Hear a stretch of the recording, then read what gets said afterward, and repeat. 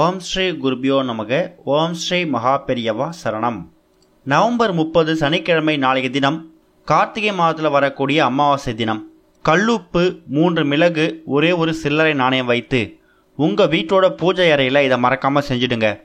பணம் உங்கள் வீடை தேடி வரவழைக்கக்கூடிய ஒரு அற்புதமான பரிகாரம். அது என்னென்னு பார்க்குறதுக்கு முன்னாடி நம்மளோட வீடியோஸை இப்போ தான் நீங்கள் ஃபஸ்ட் டைம் பார்க்குறீங்கன்னா மறக்காமல் சப்ஸ்கிரைப் பண்ணிக்கோங்க. தொடர்ந்து இது மாதிரி அப்டேட் தெரிஞ்சுக்கிறதுக்கு பக்கத்தில் இருக்கக்கூடிய நோட்டிஃபிகேஷன் பெல்லை கிளிக் பண்ணி ஆல் அப்படிங்கிறத செலக்ட் பண்ணிக்கோங்க. இப்போ கல்லுப்பு, மிளகு, நாணயம் வைத்து என்ன பரிகாரம் செய்ய போகிறோம் அப்படிங்கிறத பற்றி தெளிவாக தெரிஞ்சுக்கலாம். பிறந்திருக்கக்கூடிய இந்த கார்த்திகை மாதம் அப்படிங்கிறது தெய்வீக வழிபாட்டுக்கு ரொம்ப ரொம்ப முக்கியத்துவம் வாய்ந்த ஒரு மாதம். அதுலேயும் தெய்வங்களுக்கு தீபம் ஏற்றி வழிபாடு செய்யறதுக்குன்னே அர்ப்பணிக்கப்பட்ட ஒரு மாதம் தான் இந்த ஒரு கார்த்திகை மாதம். தமிழ் மாதங்களில் 8வது மாதமாக வரக்கூடிய இந்த ஒரு கார்த்திகை மாதத்தில் எக்கச்சக்கமான விரத தினங்களும் திதிகளும் வருது. அது மற்ற மாதங்களில் வரக்கூடிய விரத தினங்கள் திதி மாதிரி இல்லாமல் அதே சக்தி பெற்று இருக்குமா.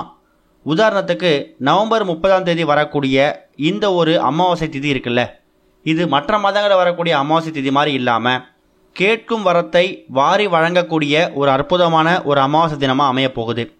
சொல்லப்போனால் இந்த அமாவாசை அப்படிங்கிறது பித்ருக்களுக்கான கடனை செலுத்துறதுக்கும் பித்ருக்கள் வழிபாடு செய்யறதுக்கும் குலதெய்வம், இஷ்ட தெய்வம், சிவபெருமான்னு சொல்லி பல கடவுள்களை வணங்குறதுக்காகவும் பயன்படுத்தக்கூடிய ஒரு அற்புதமான ஒரு நாள்.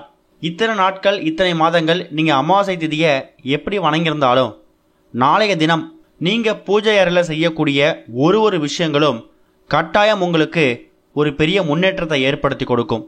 உதாரணத்தை சொல்லணும்னா, ரொம்ப பெருசாக வழிபாடு செய்ய முடியல, ஆனால் எங்களோட குலதெய்வத்தையும் இஷ்ட தெய்வத்தையும் எங்களோட முன்னோர்கள் நினச்சும் நான் ஒரே ஒரு தீபம் ஏற்றி வழிபாடு செய்ய போகிறேன் அப்படின்னா தாராளமாக ஒரே ஒரு தீபத்தை நீங்கள் பூஜையில் ஏற்றி வழிபாடு செஞ்சாலே இந்த கார்த்திகை மாதத்தில் வந்திருக்கக்கூடிய இந்த ஒரு அமாவாசை திதி அன்னைக்கு எல்லோரோட அருளையும் ஒரு சேர பெற்றுத்தரக்கூடிய ஒரு வழிபாடாக அமையும்.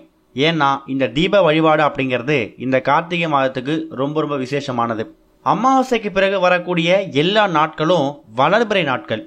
அமாவாசையிலிருந்து நம்ம செய்யக்கூடிய எந்த ஒரு காரியமாக இருந்தாலும் அது வளர்ந்துக்கிட்டே போகும்னு சொல்லுவாங்க. வீடு, நிலம் வாங்கிறது, வண்டி வாகனங்கள் சம்மந்தமாக கொட்டேஷன் வாங்குறது, இது எல்லாத்தையும் நீங்கள் அமாவாசை தினத்தில் தாராளமாக பண்ணலாம். ஏன்னா அது எல்லாமே உங்களுக்கு வளர்ச்சியை ஏற்படுத்தும். முதல்ல அமாவாசை திதி எத்தனை மணிக்கு ஆரம்பிக்குது அப்படிங்கிறத தெரிஞ்சுக்கணும். நவம்பர் 30ஆம் தேதி காலையில் சரியாக 11 மணி 4 நிமிஷத்துக்கு ஆரம்பிக்கக்கூடிய அமாவாசை திதி டிசம்பர் 1ஆம் தேதி ஞாயிற்றுக்கிழமை மதியம் 12 மணி 19 நிமிஷம் வரைக்கும் இருக்குது. சனி மற்றும் ஞாயிறு 2 நாட்களும் அமாவாசை திதி பாதி பாதி வந்தாலும் நவம்பர் 30ஆம் தேதி சனிக்கிழமை தான் முழுமையான அமாவாசை விரதம். அன்றைக்கு தான் நீங்கள் பித்ருக்களுக்கு படையல் போடுறது, வழிபாடு செய்கிறது, உங்கள் குலதெய்வத்துக்கான வழிபாடு செய்யறதுன்னு சொல்லி எல்லா விஷயங்களையும் பண்ணணும். இது போக இப்போ நாம் சொல்லக்கூடிய கல்லுப்பு, மிளகு அப்புறம் நாணயம் வைத்து செய்யக்கூடிய இந்த பரிகாரத்தையும் மாலை சரியாக ஒரு 6 மணி 7 மணிக்கு செய்து வீட்டில் இந்த இடத்துல நீங்கள் வைக்கணும்.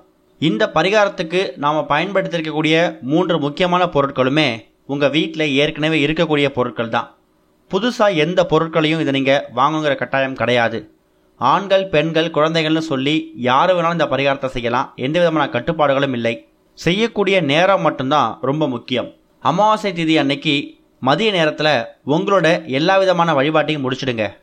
மாலை சரியாக ஒரு 6-7 மணிக்கு மேலே வீட்டோட பூஜையில் விளக்கேற்றி வச்சுட்டு நீங்கள் அமாவாசை தினம் அன்னைக்கு ஒவ்வொரு மாதமும் எப்படி வழிபாடு செய்வீங்களோ அதே மாதிரி மாலை நேரத்தில் வழிபாடு செஞ்சுடுங்க. அதுக்கப்புறமா சின்னதாக ஒரு கிண்ணமோ இல்லை ஒரே ஒரு அகல் விளக்கோ இப்போ நம்ம வீடியோவில் காமிச்சிருக்க மாதிரி எடுத்துட்டு அது மேலே 1 ஸ்பூன் இல்லை ஒரே ஒரு கைப்பிடி அளவு அந்த நீங்கள் எடுத்துக்கூடிய கிண்ணம் அல்லது அகல் விளக்கு நிரம்புற அளவுக்கு கல்லுப்பை பரப்பி வச்சுக்கணும். இந்த இடத்துல ஏன் கல்லுப்பை பயன்படுத்துகிறோன்னா, கல்லுப்பு அப்படிங்கிறது மகாலட்சுமி வாசம் செய்யக்கூடிய ஒரு பொருள். மகாலட்சுமி அம்சம் நிறைந்த இந்த ஒரு பொருளில் மகாலட்சுமி தாயார் தானாக வந்து அமர்ந்துடுவாங்க. அந்தளவுக்கு சக்தி மிக்க ஒரு பொருள் தான் இந்த ஒரு கல்லுப்பு. வீட்டில் லட்சுமி கடாட்சம் அதிகமாகணும்னா கல்லுப்பை நம்ம இந்த தெய்வீக வழிபாட்டுக்கு பயன்படுத்தலாம். அதுக்கு தான் கல்லுப்பை எடுத்துக்கிறோம். அடுத்ததாக சில்லறை நாணயம். இந்த சில்லறை நாணயம் அப்படிங்கிறது லக்ஷ்மி குபேரர், லக்ஷ்மி குபேரர் இவங்களுக்கு ரொம்ப உகந்த ஒரு பொருள். லக்ஷ்மி குபேரர் வாசம் இருந்தாலே உங்கள் குடும்பத்தில் பணம் காசுக்கு எந்த பஞ்சமும் இருக்காது. கடைசியாக 3 எண்ணிக்கையில் எடுத்திருக்கக்கூடிய மிளகு.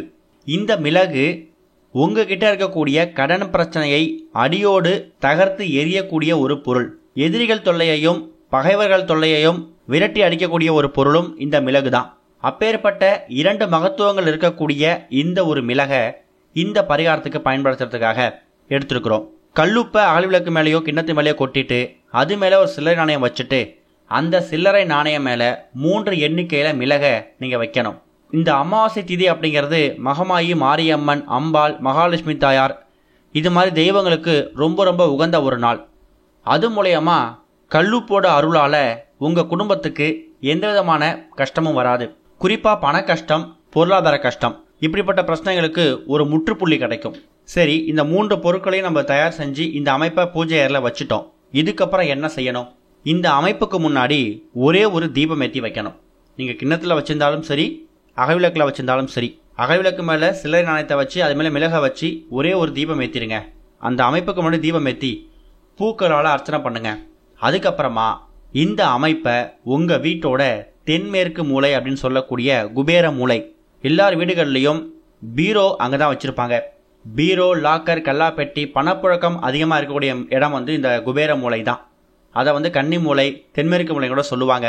அந்த இடத்துல பீரோவுக்கு மேலேயோ இல்லை பீரோவுக்கு பக்கத்துலேயோ எங்கே வைக்க முடியுதோ இந்த அமைப்பை கால் படாத மாதிரி, அதே மாதிரி வீடு துடைக்கும் போது, வீடு பெருக்கும்போது துடப்பமோ நீங்கள் துடைக்கக்கூடிய பொருட்களோ அது மேலே படாத அளவுக்கு இந்த பொருள் நீங்கள் தரையில் வைக்கணும். முடியலையா பீரோ மேலே கூட வச்சுருங்க. எங்களுக்கு பீரோ மேலேயோ தென்மேற்கு மூலையில வைக்கிறதுக்கான விருப்பம் இல்லையா, பரவாயில்ல, அதை அப்படியே நீங்கள் பூஜை அறையிலையும் வச்சுக்கலாம்.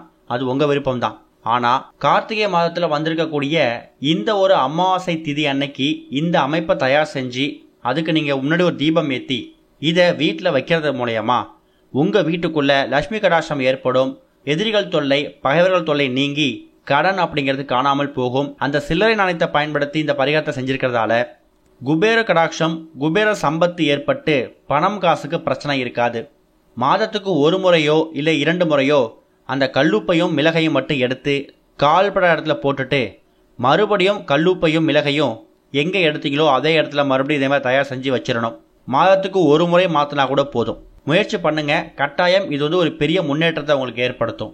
அது போக இந்த கார்த்திகை மாதத்தில் வந்திருக்கக்கூடிய இந்த ஒரு அமாவாசை திதி அன்னைக்கு உங்களால் முடிஞ்ச அளவுக்கு தானம் பண்ணுறது ரொம்ப சிறப்பு. இந்த தானம் அந்த தானம் அப்படின்னு பிரித்து பார்க்க வேணாம். உங்கள் கையால் என்ன தானம் செய்ய முடிஞ்சாலும் சரி.